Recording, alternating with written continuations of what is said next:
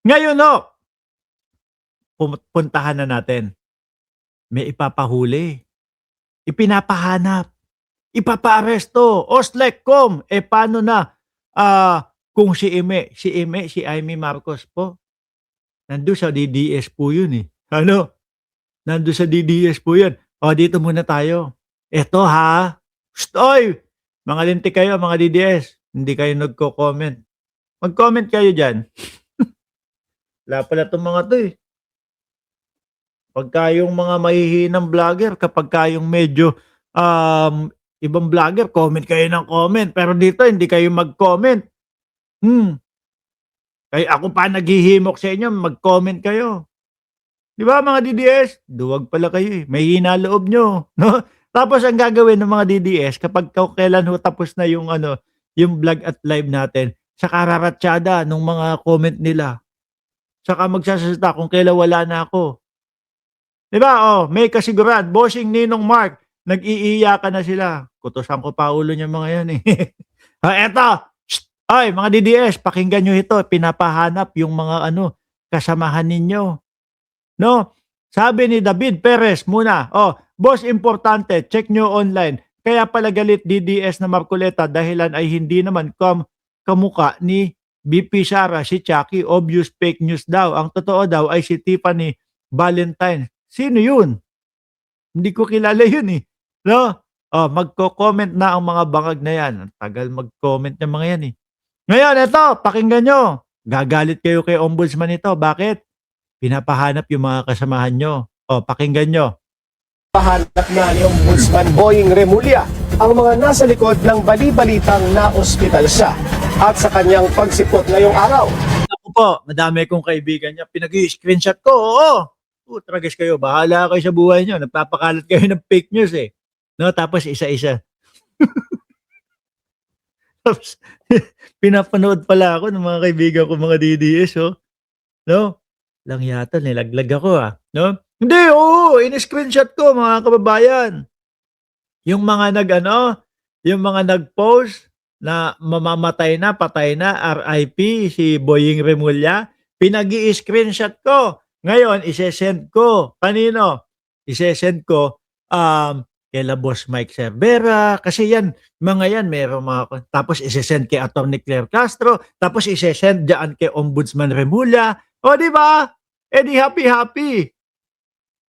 'Di ba? Hindi, mali naman kasi ho yun mga kababayan, kahit na mga kaibigan ko yun, mali naman yung magpapakalat tayo ng mga fake news at papatay tayo sa social media ng mga ano, ng mga ganyan. Oh, porket hindi niyo gusto, eh, papatayin niyo, eh, yari kayo dito. Naku, libel ha.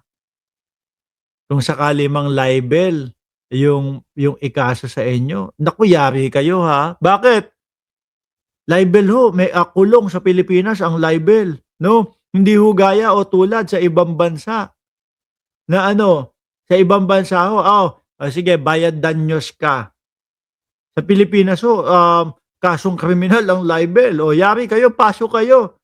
Eh, total kaibigan ko naman, eh, di dalawin ko na lang dun, 'di ba? May pasaring si Remulla kay Senador Imee Marcos tungkol sa flood control scandal. Ang detalye sa agenda report ni Joan Manalo. Hindi malaki ang joga daw niya, di puwedeng Tiffany Valentines, mas more on Chucky. Sino ba yun? Bakit may usapang ano, jogging diyan, 'no? Ikaw talaga, Ma'am Aba, 'no, kapagka yung talagang, usapang mga jugs de asim, o 'yan, yung mga favorite mong pag-usapan, eh, yung mga joga-joga, eh, 'di ba? Halata kita, Bukod kina Senators Jinggoy Estrada at Joel Villanueva at former Senator Bong Revilla, isang incumbent senator at isang dating senador ang tinitignan na ring sumalang sa preliminary investigation. Sandali. Bakit gano'n? Ang tagal naman yung kay Ombudsman Remulla, o napunta tayo do'n sa ano, laglagan ng mga senador. Hindi, pakinggan natin, atras natin, 'no? Yung mga senador pakinggan natin. Ang dami na, mauubos yata yung mga senador natin, mga bossing. Oh, kasi naman yung iba ang adhikain po, tumatakbo, "O takbo ko, sa posisyon." Paano? Eh, ginagawang negosyo naman.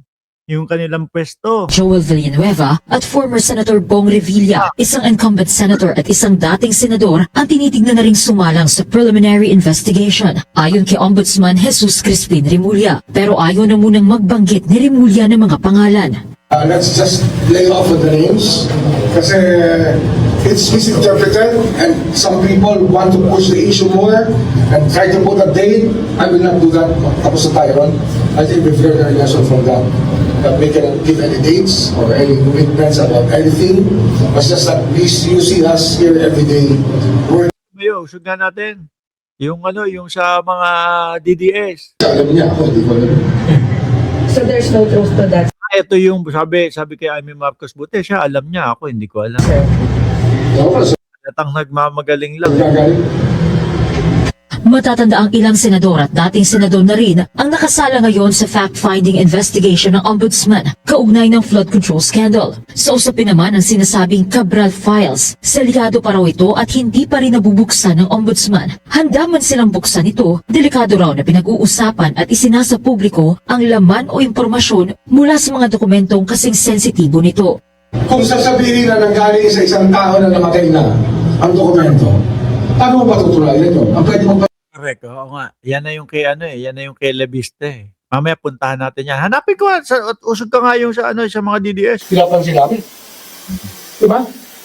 Ibang gagaling sa kanya, tapos sasabihin niya, bibigyan niya kami ng actually, Inatasan na rin daw ni Remulla si Assistant Ombudsman Nico Clavano na kunin ang kopya ng mga nasabing dokumento mula kay De Viste. Ito ang unang Wala, yun lang yata. Basta sabi dito basta ang sabi, pakinggan nyo mga DDS. Napahanap na ni Ombudsman Boying Remulla ang mga nasa likod ng bali-balitang na-ospital siya.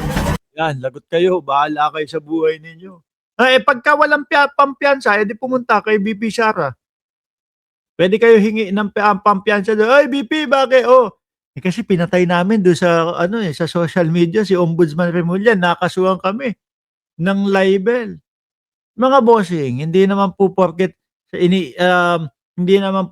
mga nandiyan yan, may katungkulan, tapos idadahilan nyo, ay dapat hindi pwedeng ganyan. No, kasi balat sibuyas, etc. Yun yung nyo, ka-DDS nyo, si Marcoleta, sobrang balat sibuyas nun eh. Di ba, kapag kayo nakakate, iiyak na doon sa Net25, magsusumbong doon sa sa mga kausap niyan dalawa doon. No, silang tatlo nag-uutuan. 'Di ba? Ayan, harapin niyo na lang yung kaso kung sakali na makita kayo, ganito gawin niyo. Harap kayo sa camera. Cellphone niyo, itapat niyo sa inyo ganyan, nakaganyan, ayan. 'Di ba? Tapos iiyak kayo. Patawad do. Gusto ko lang naman po magka-views eh. Gaganyan. Gusto ko lang naman po magka-views. Kaya ako nagawa yun. 'Di ba? Baka sakali maawa sa inyo. Pero pagka hindi, sorry. Obluhan. No? Ang pupuntahan nyo. Pagka medyo makinis-kinis kayo, kagaya ni Roque, maputi-puti, nako, matututo kayong dumampot na sabon sa obluhan kapag ka lalaki. Di ba? Kapag ka naman kayo, babae, nako, matututo naman kayo na dumila ng ayoko na.